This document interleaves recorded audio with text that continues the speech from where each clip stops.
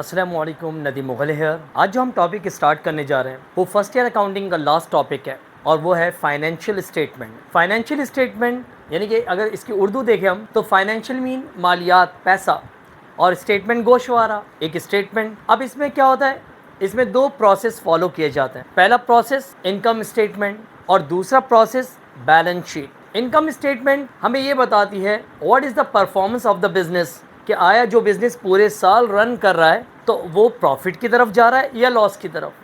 क्योंकि income statement में expenses और रेवेन्यूज़ लिखते हैं। तो ये देखिए मैंने एक डायग्राम बनाया।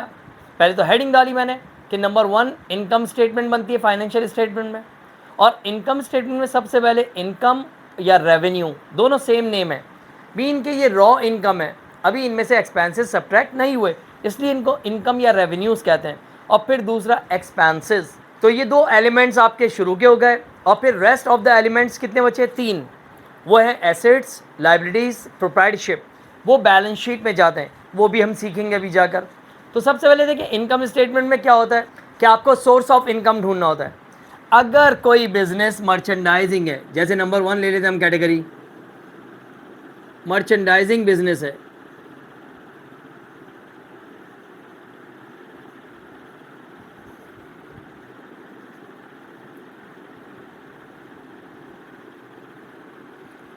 तो उस मर्चेंडाइजिंग बिजनेस की सोर्स ऑफ इनकम सेल्स होती है।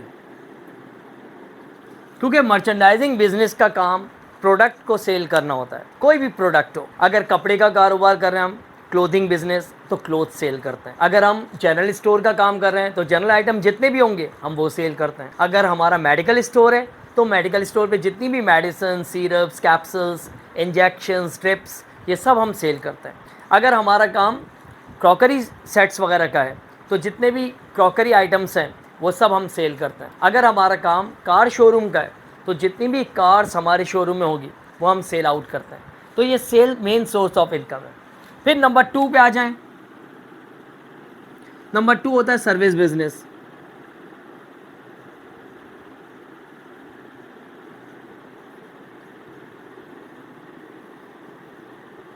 अब ये सर्विस बिजनेस क्या है? इनमें काफ़ी मल्टीपल आइटम्स होते हैं। सबसे पहले जैसे अगर कोई डेकोरेशन वाला है या लॉन्ड्री वाला है या बार्बर है ना, हेयर कट करने वाला, तो उसका बिजनेस जो है वो होती है सर्विस इनकम।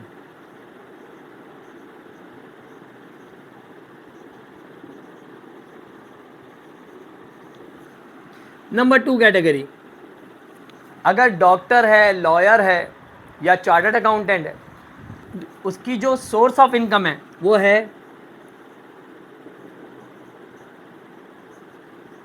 कंसल्टेशन फी इनकम।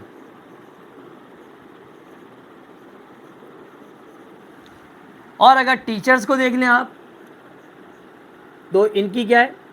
फी इनकम।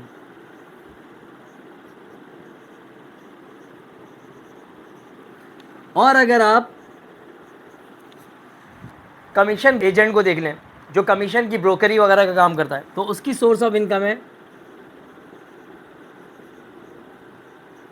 Commission income.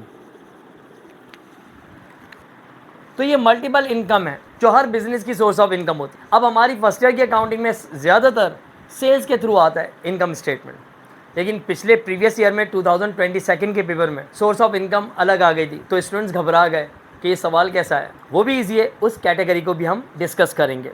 तो भाई देखें, ये अब मैंने इनकम स्टेटमेंट का थोड़ा सा आपको बता दिया। अब हम इनकम स्टेटमेंट बनाने जाएंगे। आइए लेक्चर की तरफ चलते हैं। देखिए मैंने आपकी आसानी के लिए 5 ईयर का एक 2000 ईयर का रेगुलर एंड प्राइवेट का क्वेश्चन मैंने कॉपी आउट कर लिया, और देखिए ये क्वेश्चन नंबर 4 है और इसमें सिर्फ इनकम स्टेटमेंट बनानी है। पहले भी बात आ चुकी कि एक बिज़नेस होता है सर्विसिंग बिजनेस और एक होता है मर्चेंडाइजिंग बिजनेस। तो ये जो इनकम स्टेटमेंट का डाटा है ये मर्चेंडाइजिंग बिजनेस है। तो देखिए मैंने आपकी आसानी के लिए फॉर्मेट बना लिया। मुकम्मल फॉर्मेट तो नहीं बना सका, वरना मुकम्मल फॉर्मेट ये है कि पहले हेडिंग आनी है fellows company, then income statement, और फिर एक और हेडिंग आनी है for the period ended December 31st 1999। लेकिन ये हेडिंग्स मैंने नहीं डाली। अब देखें सबसे पहले हमें सोर्स ऑफ इनकम तलाश करना है डाटा से।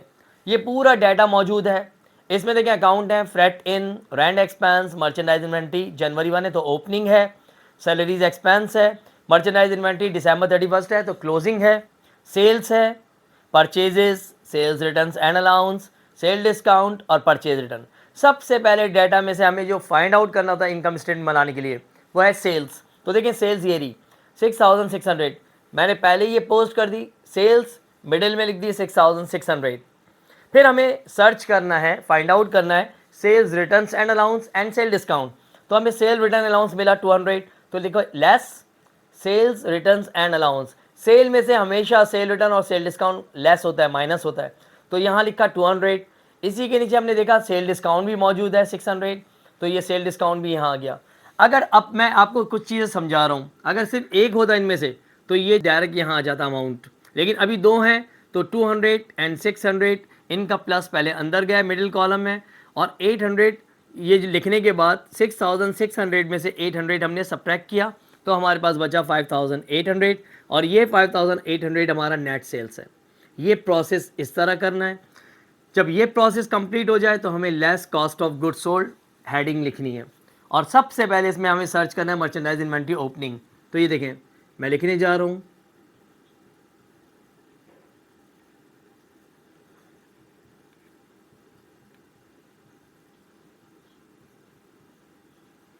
मर्चेंडाइज इन्वेंट्री और डेट डाली 1/1/99, और हमेशा इसकी पोस्टिंग अमाउंट होगी मिडिल कॉलम में, तो ये हमने लिख दिया 1200। जब मर्चेंडाइज इन्वेंट्री ओपनिंग लिख ली तो अब हमें सर्च करना है परचेज, और परचेज के साथ कुछ पेयर हैं वो हमें सर्च करने हैं, जैसे लाइक परचेज के साथ हमें ट्रांसपोर्टेशन देखनी है, फिर परचेज रिटर्न अलाउंस और परचेज डिस्काउंट। तो परचेज तो हमें नज़र आ रहा है 4300, और फ्रेट इन माने ट्रांसपोर्टेशन इन माने इनवर्ड 300, और साथ में अब परचेज रिटर्न एंड अलाउंस भी नज़र आ रहा है। तो तीन चीज़ें मिल गई। तो अब हेडिंग बनानी है हमें ऐड नेट परचेजेस, और ये हमने अंडरलाइन कर ली। सबसे पहले हमने लिखा परचेजेस, और परचेजेस का अमाउंट फर्स्ट कॉलम में, परचेज का अमाउंट है 4300।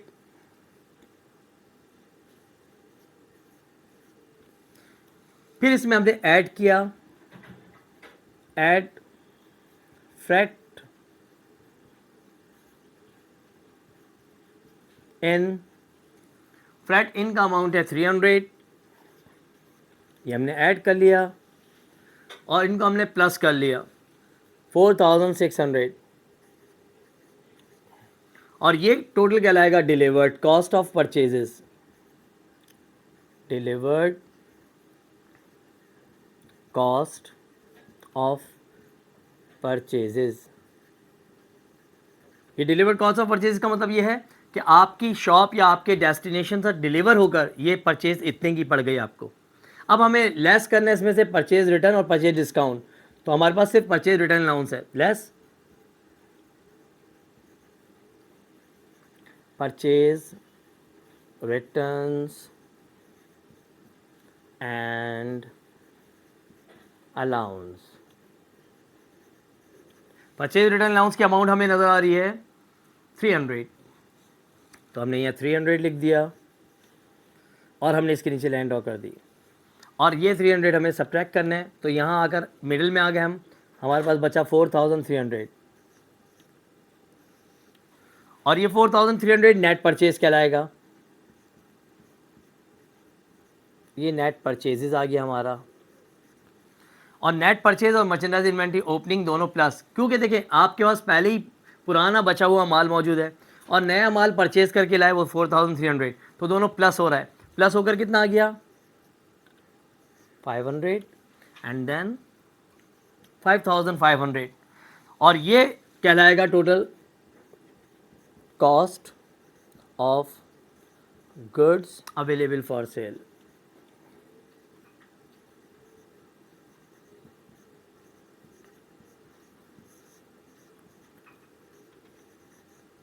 फॉर सेल, ये कॉस्ट ऑफ गुड्स यानी कि इतना माल हमारे पास मौजूद है बेचने के लिए, पूरी कोशिश कर रहे हैं माल बिके, लेकिन नहीं, कुछ माल बचता है, उसको हम कहते हैं मर्चेंडाइज इन्वेंट्री क्लोजिंग। तो देखिए ये रही मर्चेंडाइज इन्वेंट्री क्लोजिंग, तो लेस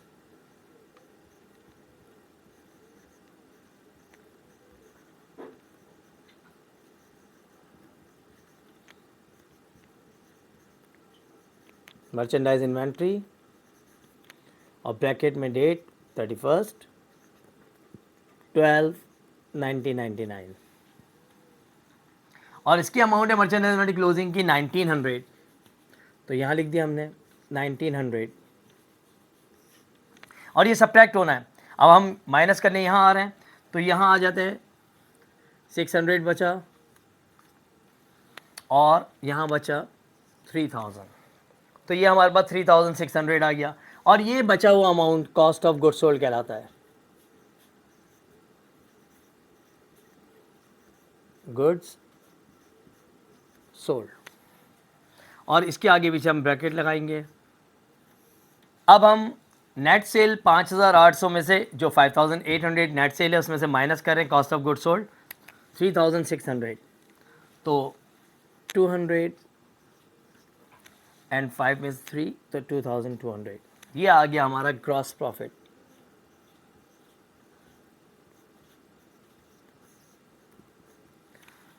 अब देखें ग्रॉस प्रॉफिट के बाद मेरे पास स्पेस कम है तो मैं ये सब प्रोसेस रिमूव कर रहा हूँ। मैं ग्रॉस प्रॉफिट वापस टॉप पर ले जाऊँगा और फिर मैं लेस करना शुरू करूँगा उसमें से ऑपरेटिंग एक्सपेंस, तो फिर हम नेट इनकम की तरफ जाएंगे। तो इसको फोकस कर लीजिए अच्छे से। अब देखिए मैंने ग्रॉस प्रॉफिट यहाँ से रिमूव करके मैंने टॉप पर लिख दिया, ग्रॉस प्रॉफिट 2200 निकला था हमारा। अब हम एक्सपेंसेस सर्च करने जा रहे हैं तो लेस ऑपरेटिंग एक्सपेंसेस, पहला एक्सपेंस हमें नज़र आ रहा है रेंट एक्सपेंस, तो हमने लिखा रेंट एक्सपेंसेस। रेंट एक्सपेंसेस हैं 400, तो अब हम देखिए इसकी कैलकुलेशन करनी है तो हमने पहले कॉलम में लिखा 400।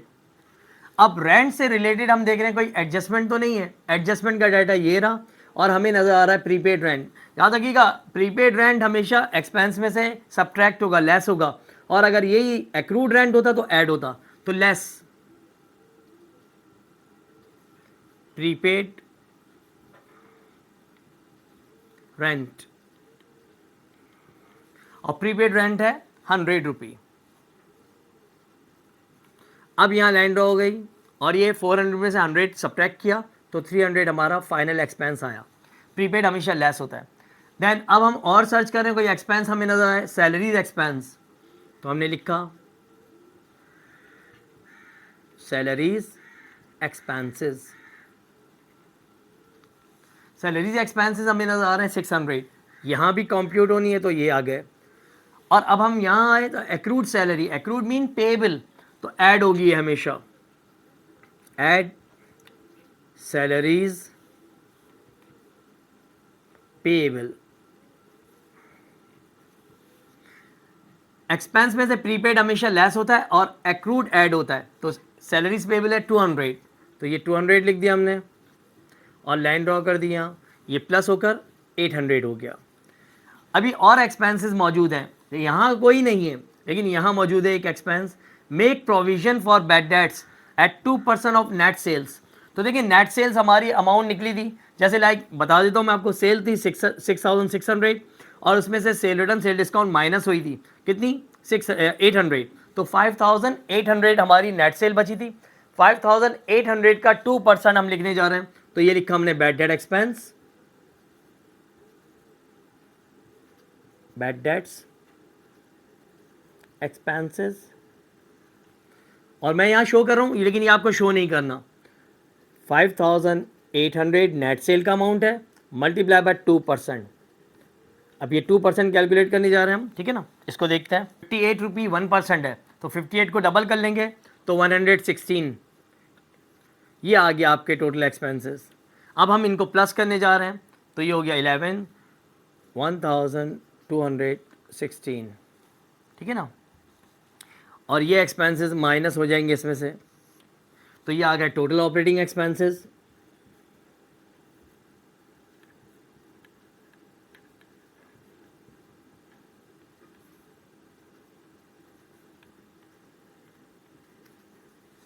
अब 2200 में से हम माइनस करने जा रहे हैं 1216, ठीक है जी। तो 2200 में से माइनस कर रहे हैं हम 1216, तो हमारे पास बच रहा है 984, ये हमारा नेट प्रॉफिट आ गया।